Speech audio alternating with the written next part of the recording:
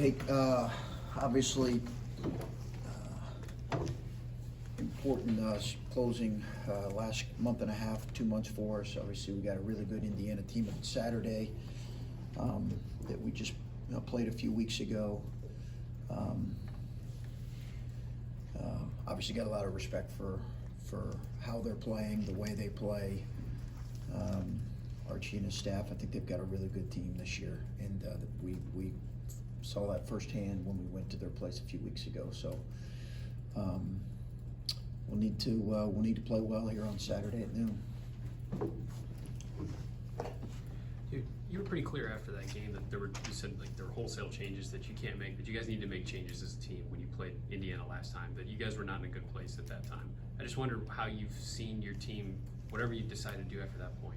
Where do you think you guys have shown improvement? Where do you think you guys have grown from when you last saw Indiana? I don't remember specifically saying that or feeling that way, but I'll take your word for it. I think more than anything, I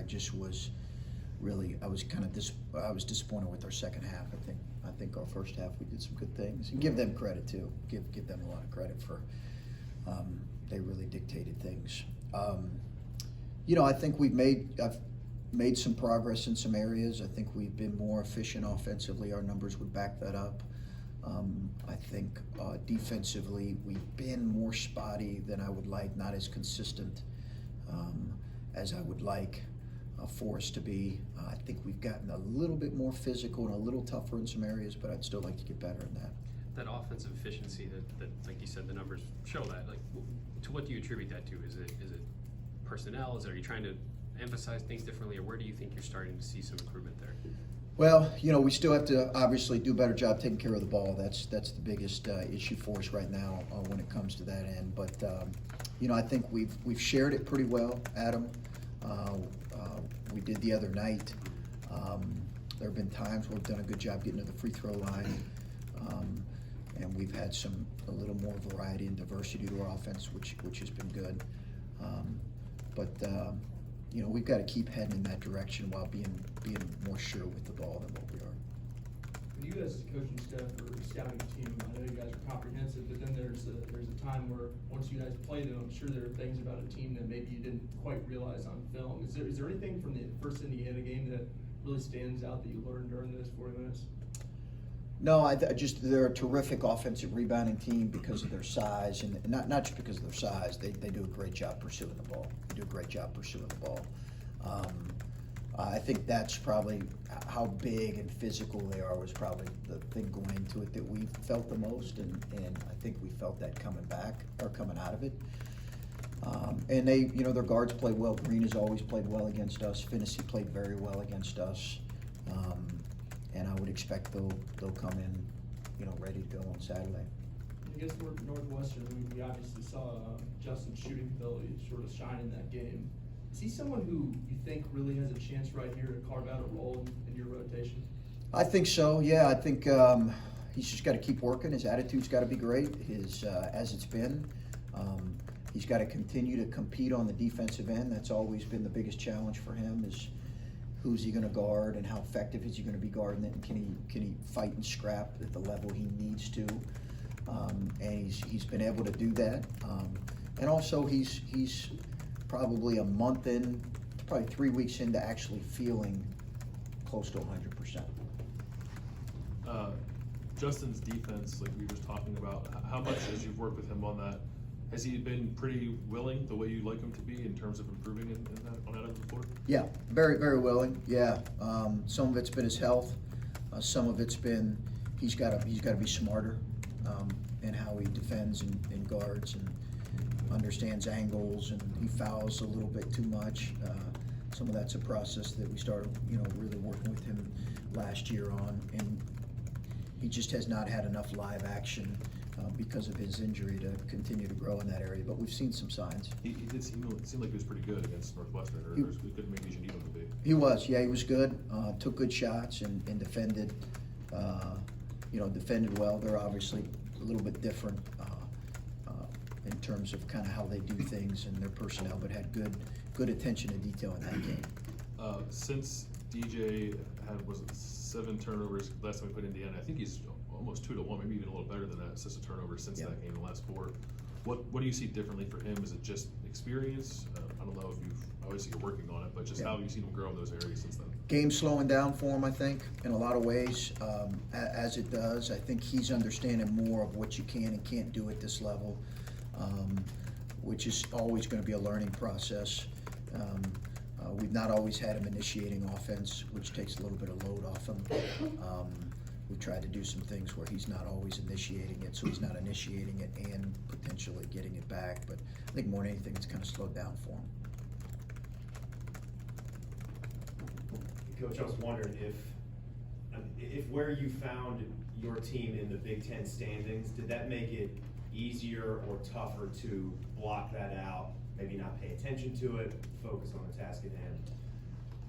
I for me or for our team or both, or Maybe for both. yeah, I don't know how much they pay attention to all that. I think it's hard not to know it if you're involved in any type of media at all. You're gonna you're gonna see it. So I think it's the reality. I think guys have understood that. They also understand it's a 20-game season, and our only focus right now has to be in the moment and improving and getting better. That's really the message that we've tried to send over and over, that it's really only about the day in front of us, and it's not about what's happened.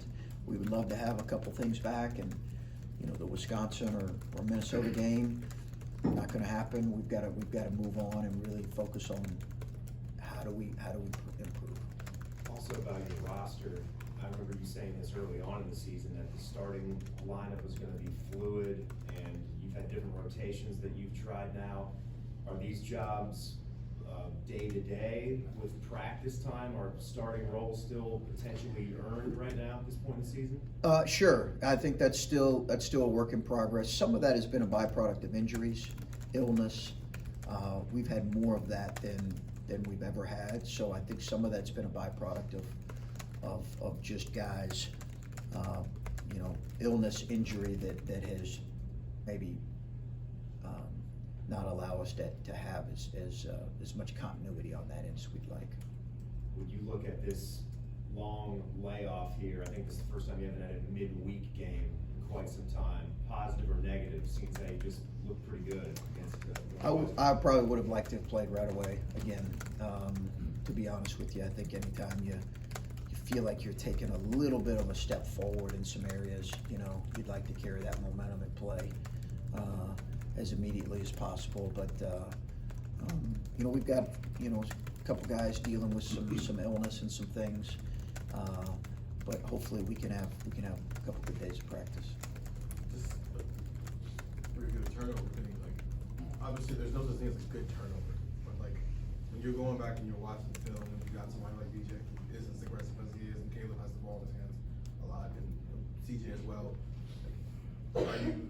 I'm not gonna say okay with certain turnovers, but like, do you like kind of gauge how you like would view something like one's a bonehead mistake versus like a guy is just being aggressive and just more confident? Absolutely. Yeah, there's a clear distinction in our mind on what those turnovers are, and when we run for them collectively and individually, there's a clear distinction. They know the turnovers that we take issue with, and the turnovers that you're gonna live with. So is the problem, like, obviously the rest of what's happening, do you feel like it's just too many of the other ones? Yeah, for sure. And the way our offense is there are multiple people touch it, so there's multiple opportunities for turning it over. There's some places that play where one guy has it in the hands 85% of the time. Where I don't think our personnel is set up that way yet, and that's not the direction we chose to go in. So it makes more guys have to understand the value of the ball is really important. Coach, we haven't spoken with you since the passing of Kobe Bryant, and that was something that stood out to me about him was how he always tried to uplift the women's game. And I've noticed people who have been in the sport and coach and play always seem to be more pro women's basketball than maybe the people who aren't. Just wondering how that kind of message resonates with you. Specific to the women's game? the promotion of the women's game. Yeah, no, I think it's, and I noticed the same thing, and I'm sure that had to do with the fact that he had daughters that were, what sounded like, one of them was going to be a WNBA player. So I took great admiration and respect for that, because the women's game is different than ours, but when you look at it, it can be, you're amazed at the level of athleticism in the games at the highest level. And I really respected the stance he took on that. It was obviously a tragic event that our players, I think, continue to work through. You mentioned health things and just kind of having, obviously Luther was dealing with some stuff, and how is he doing, and what is the health of the team going into Sunday or Saturday? We need to get healthy these next couple of days. We've got some guys that are dealing with some things, and I don't want to get to specifics, but yeah, it's an important couple of days of getting healthy here. How did Musa come through his surgery? How is he coming? Yeah, surgery went well. Him and Justice both had surgery, successful surgery. They'll be back for most of the full summer. Yeah, that's good. With Musa, I know he's had a couple of different ankle things over the years. Are they all related? And does this procedure hopefully clean up all of them, or were they all related? I think a lot of them were related, which is why they're kind of going in his ankle and cleaning it up and doing some reconstructive stuff. I think, he probably could have tried to go this year, but it just wasn't going to be strong enough or healthy enough for him to feel confident enough to do that.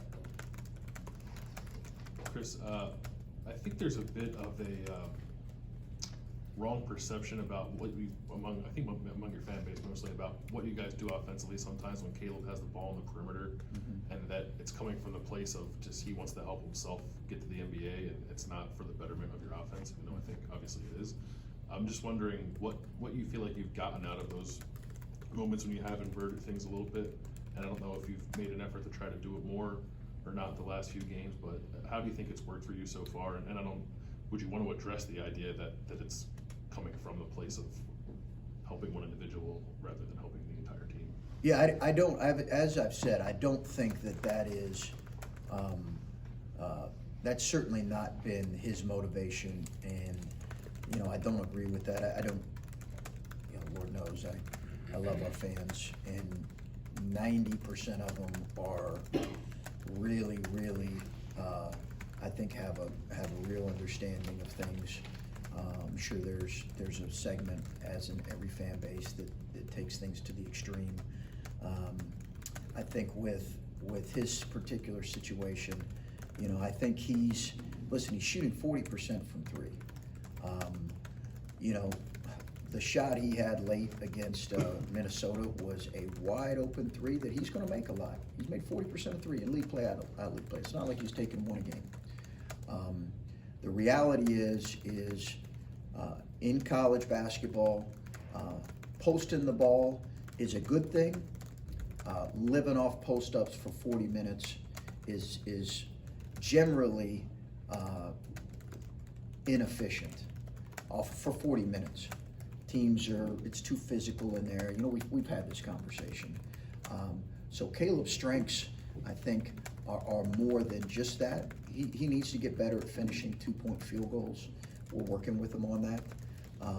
That's probably offensively, that and his turnovers are his biggest area of weakness right now. But he's a very willing passer. He has the ability to make 3 or 4 threes in a game, which threatens the defense.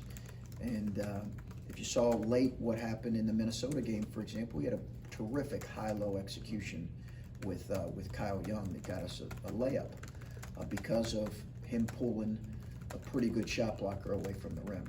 So, he's doing what our team needs him to do to win. Obviously, he's got to improve in some areas in terms of finishing, but he's doing what our team ask him to do and needs him to do. And I guess along those lines, as you've seen Kyle get stronger and just healthier back from his surgery, do you anticipate doing that a little more? I don't know. It'll- Feel about that outside and Kyle down low? Yeah, it'll vary from game to game, but we do, yeah. Short answer, yes. Okay, last one, Steve.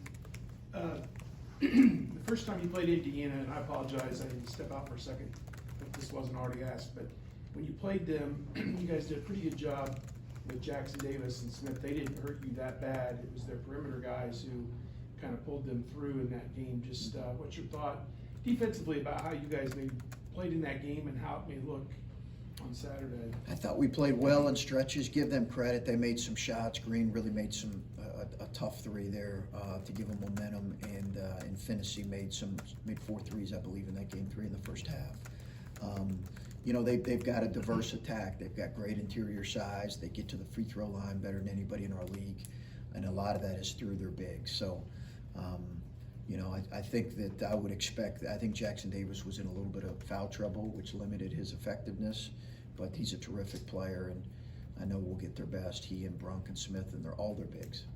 It just, if I could just real quick, Justin, it seemed like he had some appearances where he'd go in for a minute or two and come right back out and maybe miss a 3. Seems in the last few games you've left him in there for a 4-minute stretch. His teammates have found him eventually. He's gotten in rhythm. He's hit a couple. Is that important to let a guy get the feel of the game and let him get into a flow? And in the second half, I mean, back to back, I think, are pretty close to one another. They found him and cashed it. I mean, how important is that offense? Yeah, no, I think we need that, and I think the threat that he provides, it's his attention to detail defensively is the biggest thing that's probably held him back at times. But he's been really locked in these last 2 or 3 weeks, and we know he has the ability to shoot the ball. And we continue to stress, be aggressive, and take good ones, and he's done that. Okay, all right, next.